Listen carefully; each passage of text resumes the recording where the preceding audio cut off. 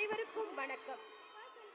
தமிழக விடுதலை போராட்டம் என்றால் உடனே நம் நினைவிற்கு வருபவர் தமிழ்நாட்டு சிங்கம் என போற்றப்படும் வீரபாண்டிய கட்டபொம்மன். ஆங்கிலேயர் ஆட்சியினை எதிர்த்து தன்னெழுச்சியுடன் போராடிய ஒரே விடுதலை போராட்ட வீரர் இவரே. நாடோடிகளாக வந்த ஆங்கிலேயருக்கு தன் கடைசி மூச்சு வரை வரி செலுத்த முடியாது என கூறி தூக்கு கயிற்றுக்கே முத்தமிட்டு உயிர் திறந்த மாவீரன் வீரபாண்டிய கட்டபொம்மன். இவரது வீரத்தையும் தியாகத்தையும் உங்கள் கண்முன் கொண்டு வர வருகிறார்கள் எம் பள்ளி மாணவர்கள். காட்சி 1. இடம் வீரபாண்டிய கட்டபொம்மன் அரண்மனை, பாஞ்சாலங்குறிச்சி. கதைமாந்தர்கள் வீரபாண்டிய கட்டபொம்மன், ஊமைத்துறை, படைத்தளபதி வெள்ளையத்தேவன், அமைச்சர்கள் மற்றும் எட்டப்பன்.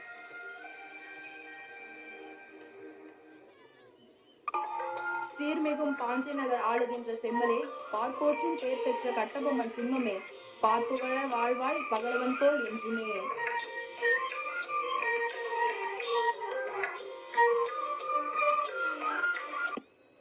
அமைச்சரே, 2 நாட்களாக தாங்கள் மாறுவேடமிட்டு மக்களை காண சென்றீர்களே, மக்களின் மனநிலை என்ன? தங்கள் ஆட்சியை குறையது மன்னா. அனைவரும் தங்களின் புகழையும் வீரத்தையும் புகழ்ந்து போற்றுகிறார்கள். பிரபு, ஆங்கில துறையிடம் இருந்து ஒரு அதிகாரி வந்திருக்கிறார். வரச் சொல்.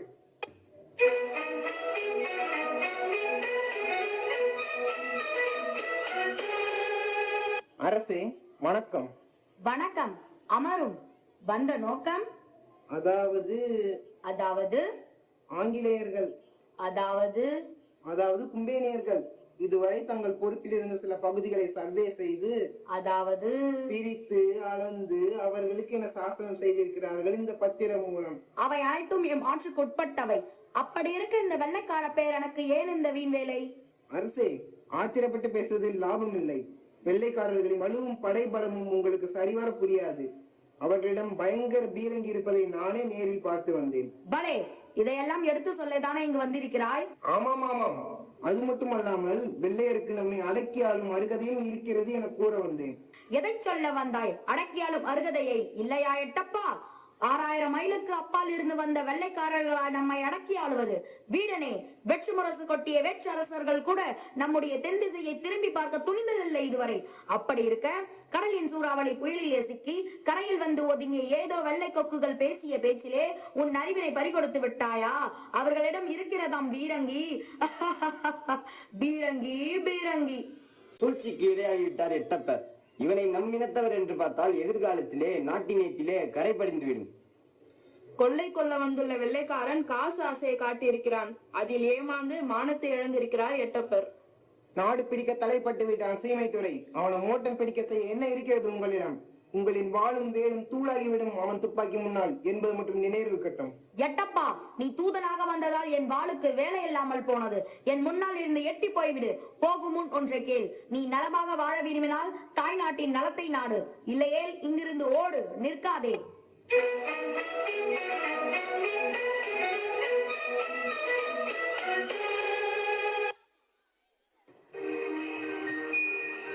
இடம் ஆங்கில அரசவை.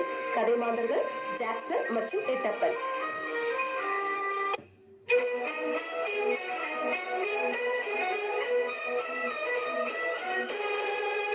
மிஸ்டர் எட்டப்பன், அந்த பாஞ்ச சிங்கத்தை பார்க்க சென்றீர்களே, என்ன ஆயிற்று? அது ஏன் கேட்கிறீங்க துரையே? தூதனாக சென்றால் மட்டுமே என் தலை தப்பியது. இல்லை, நினைத்து பார்க்கவே என் குழி நடுங்குகிறது. அவ்வளவு திமிர் பிடித்தவன் அந்த பொம்மன்? ஆமா துரை, சுத்த வீரனும் கூட. அது மட்டுமல்ல, அவன் தன்னுடைய பேச்சாலேயே பகைவரை நடுநடுங்க வைக்கும் திறமையும் கொண்டவன். ஓ, அப்படியா? அவனை நட்பு பாராட்டி அவனுடைய கோட்டையிலிருந்து தனியே அழைத்து வர ஏற்பாடு செய்யுங்கள். அப்படியே செய்கின்றோம் துரை அவர்களே.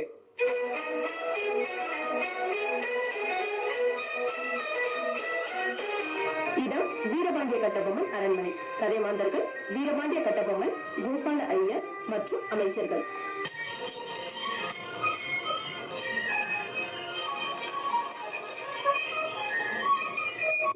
வணக்கம் அண்ணா. என் பெயர் கோபால ஐயர். ஜாக்சன் துரையிடம் உத்தியோகம் பார்க்கிறேன். படைபலமின்றி தங்களை மட்டும் நட்பு ரீதியாக தனித்து வரும்படி அழைப்பு விடுத்திருக்கிறார் துரை அவர்கள். அப்படியானால் இதில் ஏதோ சூழ்ச்சி உள்ளது மன்னா. தாங்கள் செல்ல வேண்டாம். நமக்கு அறிவும் உண்டு, ஆற்றலும் உண்டு. பின் எதற்காக பயப்பட வேண்டும்? கோபால ஐயரே, நான் தனித்து வருகிறேன். புறப்படும்.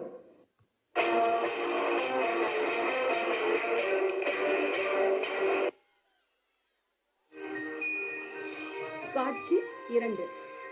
இடம் ஆங்கில அரசவை, ராமநாதபுரம். கதைமாந்தர்கள் வீரபாண்டிய கட்டபொம்மன் மற்றும் ஜாக்சன் துரை.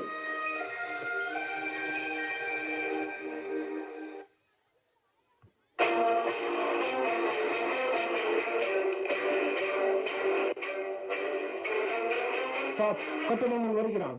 ஓ அப்படியா? Gods take the chance.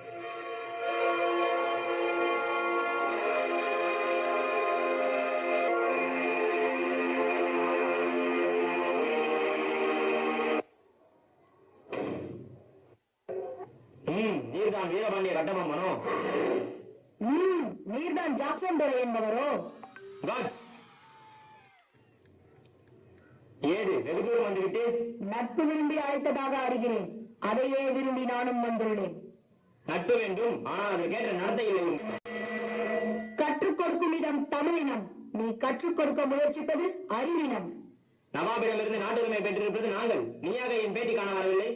பேட்டி கொடுப்பவர் நாங்கள். இல்லாவிட்டால் நீ இந்த நாட்டுக்குள்ளே நுழைந்திருக்க முடியாது. இது இன்னும் ஒழியவில்லை உம்மிடம்.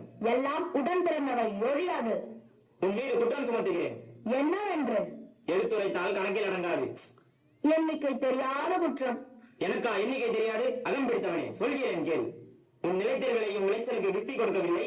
எங்கள் பேரரசுக்கு கீழரசாக இருக்க திரைப்பணம் செலுத்தவில்லை. வெகு காலமாக வரிப்பணம் வந்து சேரவில்லை. இந்த பாக்கிக்கெல்லாம் வட்டியும் செலுத்தவில்லை. கிஸ்தி, திரை, வரி, வட்டி. வானம் பொழிகிறது, பூமி விளைகிறது. உனக்கு ஏன் கொடுப்பது கிஸ்தி? எங்களோடு வயலுக்கு வந்தாயா? ஏற்றம் வைத்தாயா? நீர்ப்பாய்ச்சி நெடுவயல் நிறைய கண்டாயா? நாற்று நட்டாயா? களை பறித்தாயா? கழிவாழ் உழவருக்கு கஞ்சி கலையும் சுமந்தாயா? அங்கு கொஞ்ச விளையாடும் என்கிற பெண்களுக்கு மஞ்சள் அரைத்து பணிபுரிந்தாயா? அல்லது நீ மாமனா மச்சானா? மானம் கெட்டவனே, எதற்கு கேட்கிறாய் திரை? யாரை கேட்கிறாய் வரி? போரடித்து குவிக்கும் மேடி நாட்டு உழவர் கூட்டம் பரங்கியரின் உடலையும் போரடித்து தலைகளை நெற்கதிர்களாய் குவித்துவிடும். ஜாக்கிரதை. ஷட்டப். அதிகார முத்திரையிட்டு உன்னை கையோடு அழைத்து வர ஆள் அனுப்பினேனே. அப்படியா? பலே, நீ அனுப்பிய ஆள் மிகவும் புத்திசாலி. என்னை அழைத்து வரும் நோக்கத்தோடு எவனும் தலை காட்டியதில்லை அந்த பக்கம். எங்களுடைய பெருமை தெரிந்தவன் அவன். ஆனால் இது போன்ற ஒரு கடிதத்தை எழுதவும் இதுவரை எவனுக்கும் துணிவு பிறந்தது இல்லை. எழுதிவிட்டதாக என் முன்னே கூறிய உன்னை இதையும் உயிரோடு விட்டு வைப்பது என் குற்றம். துடிக்கிறது மீசை. அடக்கு அடக்கு என்று நட்பு நாடி வந்த உறவுமுறை தடுக்கிறது. என்ன மீசையை முழுகிறாயா? அது ஆபத்தின் அறிகுறி. உன்னை சிறைபிடிக்க உத்தரவிடுகிறேன். என்ன வரச்சல் பார்க்கலாம்? மானம் அழிந்து விடவில்லையாடா மரத்தவனுக்கு. மடியிலே கை வைத்த உன் தலை உருண்டு போகட்டும்.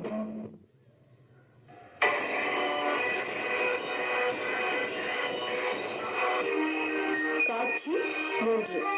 இடம் பாஞ்சாலங்குறிச்சி.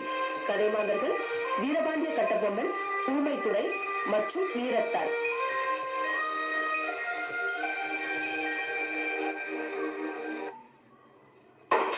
எல்லாருக்கும் அறிவிக்கும் செய்தி.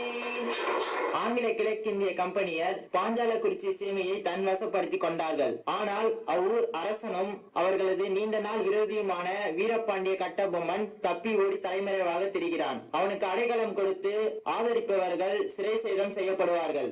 அவனை பிடித்துக் கொடுப்பவர்களுக்கு 1000 வராகன் இனாமாக வழங்கப்படும். இது ஆங்கில கலெக்டர் அவர்களின் உத்தரவே. பாத்தீங்களாப்பா, எவ்வளவு பீரங்கி, எவ்வளவு பட்டாளம், அவ்வளவு இருந்தும் அந்த வீரனை பிடிக்க முடியல. இப்ப பணத்தாசை காட்டி மிரட்டி பாக்குறானுங்க, மானம் கேட்டவனுங்க.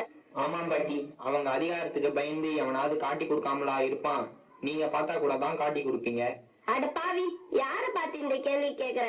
ஏன்பா, பசிக்கு சோறு போட்டேனே, அது திம்மல தானே என்ன பார்த்து இப்படி பேசிட்டேன். இனிமே இந்த வீட்டுல ஒரு நாளைக்கு கூட இருக்க கூடாது. போயிடுங்க உடனே, இல்லாட்டி என் உயிரையும் பார்க்காம குத்தி போடுவேன். ஆஹா, வீர தாய்மர்களை பெற்றது தமிழ்நாடு. தாயே, இவன் அறியாமல் சொல்லிவிட்டான். இவனை மன்னித்து விடுங்கள். நான் தான் கட்டபொம்மன். மகாராஜா, தெரியாம சொல்லிட்டேன், மன்னிச்சுக்கோங்க. தாயே, தாயே, நீங்கள் தான் எங்களை மன்னிக்க வேண்டும். இவன் உங்கள் மனதை மிகவும் புண்படுத்தி விட்டான். ஹலோ, யாருமே வீட்டுல? யாதா அது? வா வெளியே, டோர் ஓபன் பண்ணலாம். நாங்கெல்லாம் கலெக்டர் சிப்பாய், கட்டபொம்மனை தேட ஆர்டர். எல்லா வீட்லயும் தேடி பாக்குறோம். நீ என்ன திமிர் பண்ற? உனக்கு தாண்டா பாத்திமரே, என் புள்ள ரெண்டும் அம்மாவாத்தி கிடக்குது. ஓ மை காட், அம்மை, காட்ஸ் கோ அவே. தாயே, மிக்க நன்றி தாயே. விடை கொடுங்கள், போய் வருகிறோம். நாங்கள் இங்கிருந்தால் உங்கள் உயிருக்கும் ஆபத்து வரும்.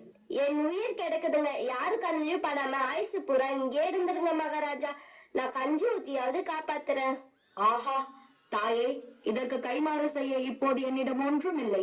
இந்த உயிருள்ளவரை உங்களை மறக்க மாட்டேன். வருகிறேன் தாயே, வருகிறேன்.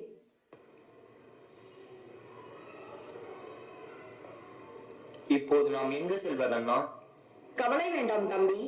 நம் நண்பன் தொண்டைமான் நமக்கு அடைக்கலம் தருவதாக கூறியிருக்கிறான். நாம் அங்கு செல்வோம். அப்படியே ஆகட்டும் அண்ணா.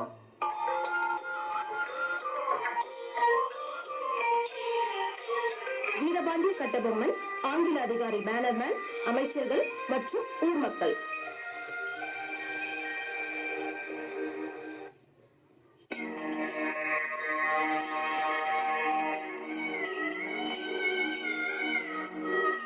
உயிருக்கு பயந்தவர்களே, உட்காருங்கள், உட்காருங்கள். அகமழியவில்லை உனக்கு? உன்னை அழைத்திருந்தால் என் அகமும் அழிந்திருக்கும். அல்லது எட்டப்படும் தொண்டைமானும் பிறவாதிருந்தாலும் உனக்காவது அகம் உண்டாகாமல் இருந்திருக்கும். நல்லவர்களை திட்டாதே. இன்னும் ஏன் பயப்படுகிறாய்? உண்மையை கூறு, நாய்களை திட்டாதே என்று. துரை அவர்களே, நன்றி உள்ளது நாய் ஒன்றுதான். அதுவும் நமக்கு பெருமைதான். இருந்தாலும் இவன் யார் அதை சொல்ல? அதுவும் சரிதான். அடக்கியாலும் உங்களை சொல்ல அடிப்பட்ட இவனுக்கு என்ன உரிமை இருக்கிறது? ஏ எட்டப்பா, ஈனச்சொல் பேசாதே, நாவை எடுத்தெறி. கூலி கேட்டாய், கும்பிட்டாய், கோழையானாய், கூலியை பெற்றுக்கொள். ஆனால் அந்நியன் உன்னை போற்ற வேண்டும், அது உனக்கு இனிக்க வேண்டும் என்று மட்டும் எண்ணாதே. நீ காட்டி கொடுத்தாய், நான் காட்டி கொடுக்கப்பட்டேன். ஆனால் அவனோ நேற்று வந்தான், இன்று இருப்பான், நாளை போவான் என்ற இலக்கணத்திற்கு உட்பட்டவன். அவன் பேச்சு கெட்டு மட்டும் வாழாதே. நான் கூறுவது உனக்கு மட்டுமல்ல, எங்களோடு சிங்கங்களாய் பிறந்து இங்கு குரங்குகளாய் கூணி நிற்கும் இதோ அத்தனை ஈனர்களுக்கும் மானமற்ற மடையர்களுக்கும் கூறுகிறேன். சீ, கூறுவதென்ன? பூ, காரி உமிழ்கிறேன். நிறுத்து, போதும் உன் பேச்சு. குற்றவாளியாகிய நீ ஏதேனும் சமாதானம் கூறி குற்றத்தை குறைக்க முடியுமா என்று பார். நாங்கள் ஒரு நாயை கொல்வதனாலும் சட்டப்படி குற்றம் காணாமல் கொள்ள மாட்டோம். We believe in the rule of law. எத்தர்கள் நல்லவர்களாக நடிக்க ஏற்பட்ட எத்தனையோ வழிகளில் இதுவும் ஒன்று. அறிவேன், ஆகப் போகும் முடிவையும் உடன் அறிவேன். ஊருக்கு பேருக்கு உன் நாடகத்தை நடத்தி காட்டு. நீ குற்றவாளி தானே? ஆம், உன்னை கொல்ல தவறிய குற்றவாளி. எனக்கு பேச்சு வேண்டாம், நேர்மை பதில் தேவை. கும்பேனியாரின் கட்டளைக்கு நீயே நடங்கவில்லை. கும்பேனி என்பது வாங்கவும் விற்கவும் அந்த வர்த்தக ஸ்தாபனம். அதற்குள் அடங்க வேண்டியது பொருள்கள், புருஷர்கள் அல்ல. கடைசியாக நாங்கள் வாங்கியிருப்பது அரசுரிமை. உரிமையை வாங்குவதோ விற்பதோ எங்களுக்கு பழக்கமில்லை. எவனாவது விற்றிருந்தால் அவனிடம் போய் கேட்டிருக்க வேண்டும் இந்த கேள்வியை. அவன்தான் ஆற்காட்டு நவாப். அவன் உங்களை கேட்க சொல்கிறான். அவனையே கேட்க சொல்கிறேன் நான் இன்று. நீ யானிடமே போய் கேள். மீண்டும் மடக்கு பேச்சு. அது என் கோபத்தை குத்துவதாகும். உணர்ச்சி உடையவனுக்கு தான் கோபம் வரும். உனக்கு வருவதாக கூறுவது போய். எடக்கு மடக்கு இருமாப்பு ஏளனம் உனக்கு மிக மிக அதிகம். எல்லாம் உடன் பிறந்தவை. அது ஒடுக்கப்பட்டது. நடக்காது. நாம் இருக்கும் வரை எக்காலம் இறங்காது. உறக்க உறக்க மேல் எழும். எரிக்கும் சூரியன் இருக்கிறதே, அது கூட எங்களை கேட்டுத்தான் எழும் விழும். அந்த கதையை இங்கு விடாதே. ஏனைய பாளையக்காரர்கள் எல்லோரும் பணிந்து விட்டார்கள், பலனடைந்து விட்டார்கள். நீ ஒருவன் மட்டும் பணிய மறுத்தால் அது உனக்கு லாபமா? எல்லோரும் பணிந்த பிறகு நான் ஒருவன் பணியாததால் அது உனக்கு நஷ்டமா? இவன் பேச தெரிந்தவன். ஆம், பேச தெரிந்தவன். வெறும் பேச்சல்ல, மானத்தில் பாசம் உள்ளவன், வல்லவன், வாழ் வீச தெரிந்தவன். அதனால்தான் வாழ் பிடித்து வாழ வேண்டும் என்று இல்லாதிருப்பவன். இரும்பு தலையன் என்று எனக்கு பெயர். என்னிடமே பேசுகிறாய். உருக்க வேண்டிய பொருள் அதனிடம் இரக்கம் காட்டி பேசியது தவறுதான். எதற்கும் எவரிடத்தும் கையேந்தி நிற்க வேண்டிய அவசியம் இல்லாத நாடு. வையமும் வானமும் ஒத்துழைக்கும் நாடு. இங்கு பிறந்தவர் பேடியாவதில்லை. பேடியா இருப்பவன் இந்த நாட்டின் அசல் வித்தாக இல்லாதிருப்பவன். எங்களை அடக்கியாள ஆண்டவனும் எண்ணியதில்லை. விரும்பினால் அன்பை காட்டி நண்பர்களாய் எங்களோடு வாழ்ந்ததுண்டு. அந்த புண்ணிய பூமியிலே நாடு பிடிக்க வந்த நீங்கள் நரிவேஷம் கட்டி வாழையாட்டி நிற்கிறீர்கள். காலம் உங்களுக்கு கருணை காட்டினும் நல்லவர்கள் உங்கள் காலை பிடித்து வாழ மாட்டார்கள் என்பதை மட்டும் மனதில் நிறுத்திக்கொள். போதும் உன் புத்திமதி. மேலும் மேலும் குற்றங்களை கூடுதலாக்கி கொண்டே போகிறாய். நான் இப்போதே தீர்ப்பு கூற போகிறேன். உயிர் மேல் ஆசை இருந்தால் உனக்காக ஒரு வினாடி ஒதுக்குகிறேன். மன்னிப்பு கேட்டுக்கொள். நான் மன்னிப்பு கேட்பதா? என் கை கட்டப்பட்டது இதுவரை உன் கழுத்து கழட்டப்படாமல் இருக்க என் தாய் கேட்டிருக்க வேண்டும் இதை. அவள் தள்ளாத வயதிலும் பொல்லாத புலியாக உன் மீது பாய்ந்திருப்பாள். என் தம்பி கேட்டிருக்க வேண்டும் இதை. இந்நேரம் உன் பரங்கி தலை உன் சீதள சீமையை நோக்கி பறந்தே போயிருக்கும். என் தமிழ் புலவன் மட்டும் இங்கு இருந்திருந்தால் அறம்பாடியே உன் ஆவியை கருக்கி இருப்பான். வீர தமிழ் குல பெண்மணி, என் மனைவிக்கு மட்டும் இது தெரிந்திருந்தால் இந்நேரம் உன் உடல் தீப்பற்றி எரிந்திருக்கும். என்ன செய்வேன் என் நாடே? இந்த இழிவு உனக்கா எனக்கா? அடே தப்பா, நான் இறக்கப் போகிறேன். என் புகழ் இருக்கும், ஆனால் உனக்கோ ஊரே சொல்லட்டும் போ. இவனை கொண்டு போய் தூக்கிலிடுங்கள்.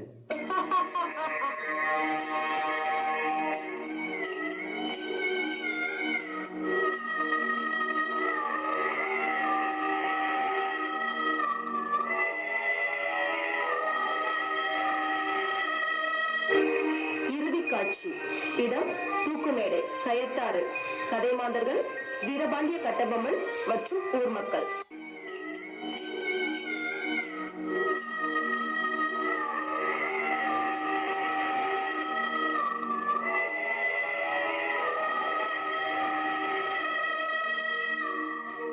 விலகி போங்கள், துணிந்தவனுக்கு தூக்கு மேடையும் பஞ்சு மெத்தை. அன்று போரிலே உயிரை இழந்த வீர மக்களோடு நானும் மடிந்திருக்க வேண்டும். கோட்டையை விட்டு வெளியேறிய எனக்கு இந்த இழிவுச் சாவு ஒரு நல்ல பரிசு. தம்பி, அஞ்சாத சிங்கமே, இந்த கடைசி நேரத்தில் உன்னை காண துடிக்கிறேன். என்னால் முடியவில்லை. புன்னகை புரியும் தமிழ் மண்ணே, உன்னை விட்டு போதலொன்றே எனக்கு வருத்தம். கருக்கருகள் சிலரால் நீ இன்று தாழ்வற்று இருப்பினும் எதிர்காலத்திலே ஆயிரம் இளம் காளையர்கள் உயிராக பேணுபவர் வருவர். உன் உயர்வை உயர்த்துவர். இதுவே என் நிரந்தர ஆசி.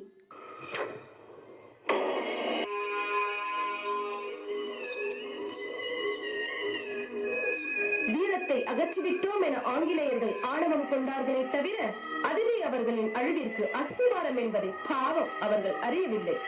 தாய்நாட்டின் விடுதலைக்கு வித்தாக இருந்த வீரபாண்டிய கட்டபொம்மனின் வீரத்திற்கு மரணம் இல்லை, புகழுக்கு வீழ்ச்சி இல்லை. இவருடைய பேரும் புகழும் சரித்திரத்தில் என்றென்றும் அழியாமல் நிலைத்திருக்கட்டும். வாழ்க வீரபாண்டிய கட்டபொம்மனின் புகழ்.